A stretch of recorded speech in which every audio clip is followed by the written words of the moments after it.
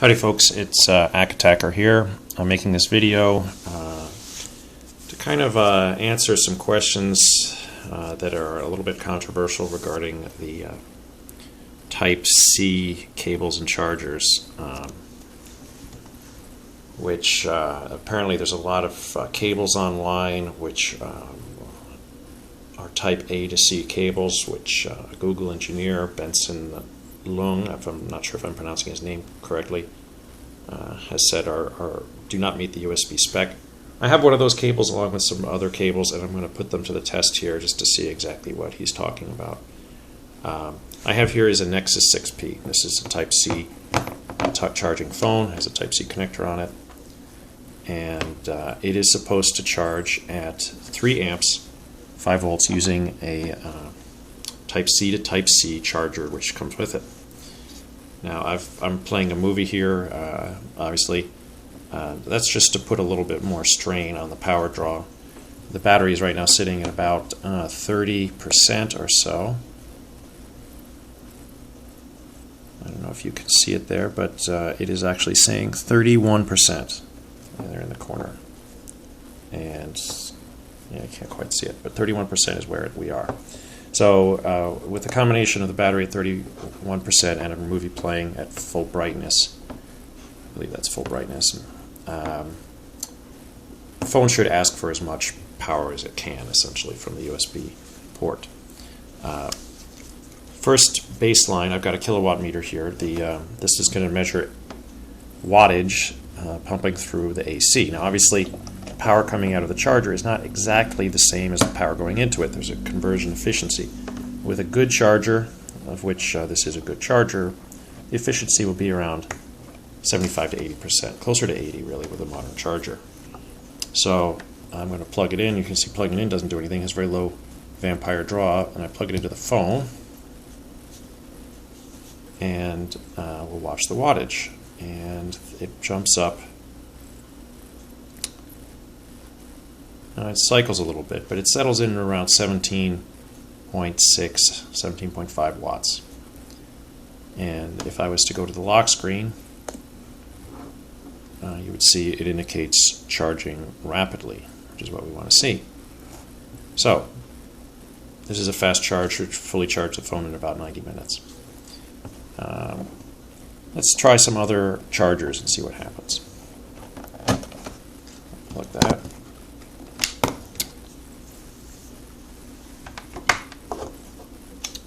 Next up, I have this is an Apple iPad charger. It is a Type A port on it, and it's rated 2.4 amps at 5 volts. And I've got the official Google, it's a very short cable, comes with the Nexus 6P. This cable should be completely USB spec compliant, and that means that it would have a maximum of 2.4 amps at 5 volts, which is the same as the charger. So we would expect to see, if we're getting 2.4 amps, a little bit less than that 18 watts, something like 14 watts, let's say.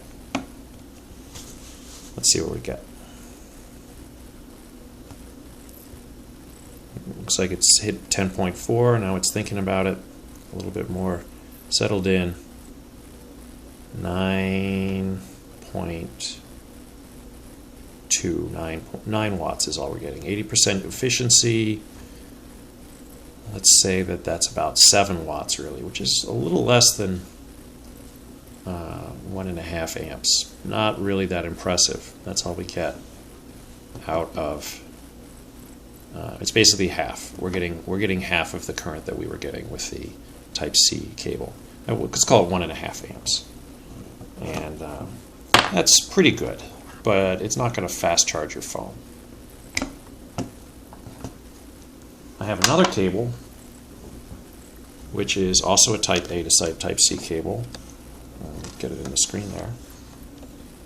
This one is 6 feet long. It's called a Cable Matters cable, and this is not USB spec compliant. It contains a resistor which indicates to the phone that it is hooked up to a 3 amp capable charger, which it's not. It's hooked up to a 2.4 amp capable charger, but let's see what happens. Now, according to some of the reviews, this may blow up my charger. I sort of doubt it with an Apple charger, but we'll see what we get. Well, looks like we've gone through some gyrations there, but we've settled in at about 12.5, 12 point, well, let's creep it up now. Almost 13 watts, 12.5 watts, let's call it. So that's a little bit more. This cable, which is the non-spec compliant cable, is putting a little bit more current into the Nexus 6P than the spec compliant cable. And it didn't blow up this charger. It's not pulling more than 2.4 amps. So I'd call that about 2 amps, let's say. Now I've got another charger. This one is a Anker 4-port charger. It's rated at 36 watts. It has Power IQ technology, which is supposed to optimize the power to each port, and it is rated 2.4 amps for each port. So let's see what we get. Again, we'll start with the official cable.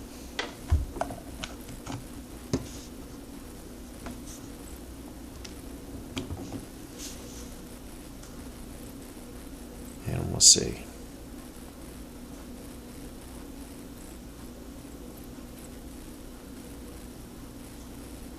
Nine point 9.5 watts. About the same as we got out of the Apple charger. Let's call that 1.5 amps worth of charge. Now, I might be wondering, how come if I've got a 2.4 amp capable charger and a USB spec cable, it doesn't put out 2.4 amps? I don't know. For whatever reason, it's not able to put 2.4 amps in.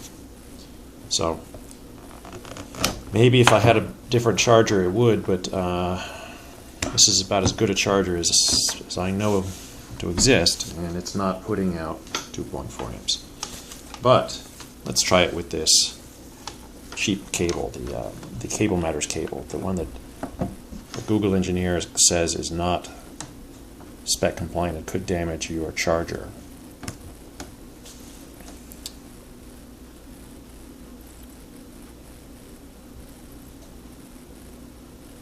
Look at that.